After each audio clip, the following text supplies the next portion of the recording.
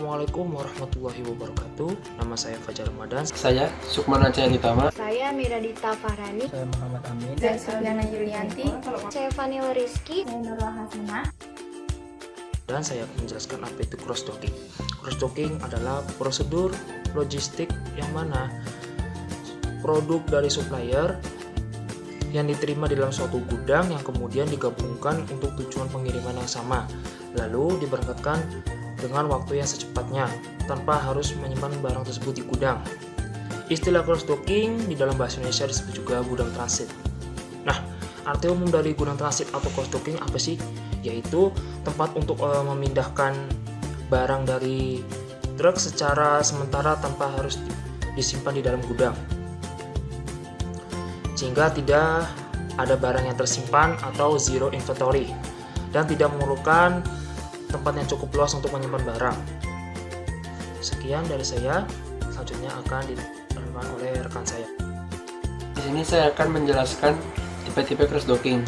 Tipe-tipe cross-docking itu ada dua. Yang pertama yaitu pre-packet cross-docking, kemasan, contohnya itu seperti peti, pelet, dan lain-lain. Dipilih oleh supplier berdasarkan dari pesanan toko, diterima lalu dibawa menuju outbound dock untuk nantinya akan digabungkan dengan kemasan yang sama dari supplier-supplier lain untuk memuat ke dalam kendaraan pengiriman ke toko tanpa melalui proses handling lebih lanjut. Yang kedua yaitu ada interdepot handling cross-docking, kemasan itu seperti peti, pelet, dan lain-lain. Diterima lalu dibuka dan kemudian diberi label kembali ke dalam kemasan baru oleh distributor center untuk nantinya dikirimkan kembali ke toko. Kemasan yang baru ini kemudian akan dikirimkan ke outbound dock untuk nantinya digabungkan dengan kemasan yang serupa dari supplier-supplier lain di dalam kemasan pengiriman. Di sini saya akan menyebutkan poin-poin mengenai persyaratan cross-docking. Nah, yang pertama, barang diterima sama dengan barang yang dikirimkan. Lalu persyaratan yang kedua, tersedianya lokasi yang memadai. Selanjutnya, yang ketiga, kuantitas jenis barang yang terbatas. Lalu yang keempat, jadwal kedatangan truk sama dengan jadwal keberangkatan. Nah, yang kelima, jenis truk yang sepadan. Dan persyaratan yang terakhir yaitu dokumentasi yang mantap. Terima kasih. Saya akan menjelaskan tentang proses cross-docking.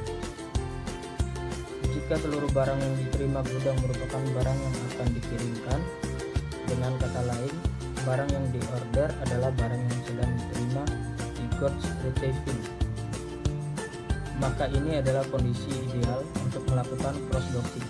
Untuk mencapai kondisi ini diperlukan kerjasama yang erat antara bagian order, barang purchasing, dan distributor atau prinsipal dalam menentukan jenis yang kuantiti barang yang dikirim. Jenis dan kuantiti barang yang dikirim bagian yang paling direpotkan jika kondisi ini akan dicapai adalah si distributor atau prinsipal dalam menyiapkan barangnya.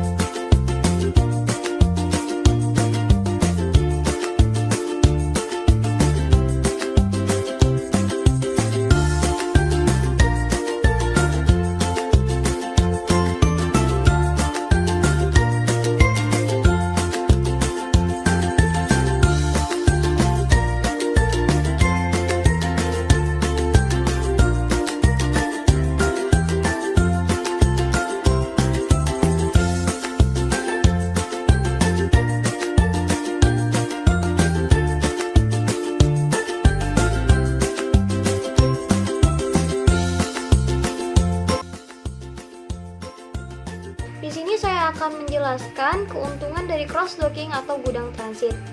Proses ini merupakan bagian dari efisiensi penerimaan barang selain proses bulk storage, penyimpanan plastisasi, dan proses racking. Dengan menggunakan cross-docking, stockholder yang terlibat di dalam supply chain suatu perusahaan mendapat keuntungan, seperti hal berikut. Yang pertama itu meminimalisir biaya penyimpanan atau inventory. Yang kedua, efisiensi dalam proses pendistribusian. Yang ketiga, atau yang terakhir itu mempercepat aliran produk dari supplier ke toko retail. Di sini saya akan menjelaskan terkait dengan 3 kerugian cross-docking, yaitu yang pertama, truk yang digunakan harus sesuai dengan kapasitas yang diperlukan. Yang kedua, penambahan himbul muatan dapat meningkatkan potensi kerusakan barang. Dan yang terakhir, yang ketiga, biaya tenaga kerja kuli atau kuli angkut meningkat. Lalu contoh gudang cross-docking yang ada di Indonesia sendiri yaitu PT Serasi Logistik Indonesia atau SELO. Hubungan cross-docking Cikarang yang memiliki warehouse di Nagasari, Serang Baru, Bekasi, Jawa Barat. Sekian presentasi kami yang dapat kami sampaikan. Apabila ada kurangnya kami mohon maaf. Wassalamualaikum warahmatullahi wabarakatuh. Terima kasih. Terima kasih. Terima kasih.